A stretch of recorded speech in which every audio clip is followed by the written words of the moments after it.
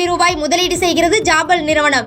திருச்சியில் தொழிற்சாலை அமைக்க முதலமைச்சர் மு.க. ஸ்டாலின் முன்னிலையில் ஒப்பந்தம் கையெழுத்து. புற்றுநோய் மருந்துகளுக்கான ஜிஎஸ்டி வரி 12% 5% குறைப்பு. மிக்சர், சிப்ஸ் போன்ற தின்பண்டங்களுக்கு வரியை 18% 12% குறைக்க ஜிஎஸ்டி கவுன்சில் கூட்டத்தில் ஒப்புதல்.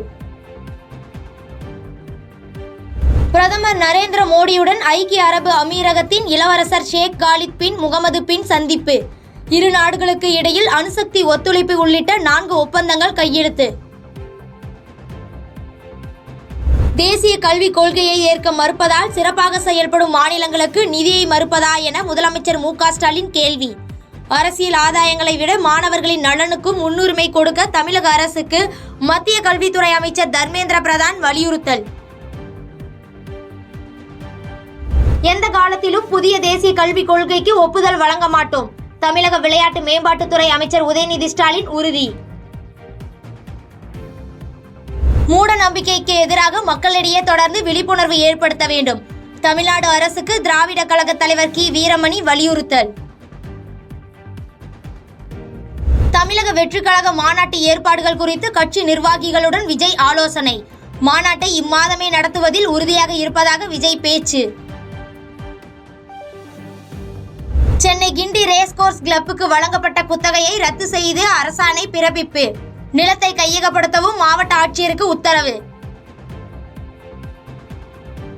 யூடியூபர் சவுக்கு சங்கர் தனிமை சிறையில் அடைக்கப்படவில்லை.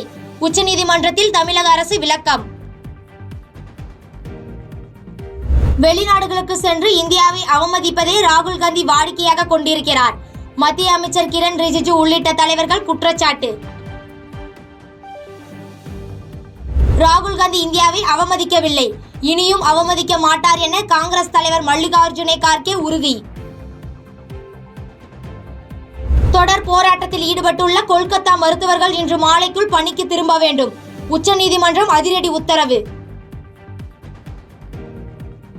காங்கிரஸ் உடனான தொகுதி பங்கீடு பேச்சுவார்த்தை தோல்வி. ஹரியானா சட்டப்பேரவை தேர்தலில் 20 தொகுதிகளுக்கான வேட்பாளர்களை அறிவித்தது ஆம் ஆத்மி. ஹமாஸ் இஸ்ரேல் இடையே போர் நிறுத்தம் ஏற்படுத்துவதற்கு இந்தியா ஆதரவு. காசா நிலவரம் இந்தியாவுக்கு மிகவும் முக்கியமானது எனவும் வெளியுறவுத்துறை அமைச்சர் ஜெய்சங்கர் பேச்சு. மணிப்பூரில் வன்முறையை கட்டுப்படுத்தாத பாஜக அரசை கண்டித்து பெண்கள் தீப்பந்தம் ஏந்தி பேரணி. துணை ராணுவம் கண்ணீர் புகை குண்டு வீசி தடியடி நடத்தியதால் பெண்கள் அலறியடித்து ஓட்டம்.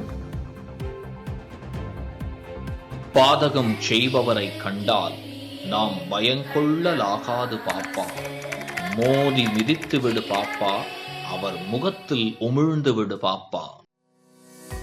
அண்மை செய்திகளை உடனுக்குடன் தெரிந்து கொள்ள இணைந்திருங்கள் இயம்நாடு தொலைக்காட்சியுடன்.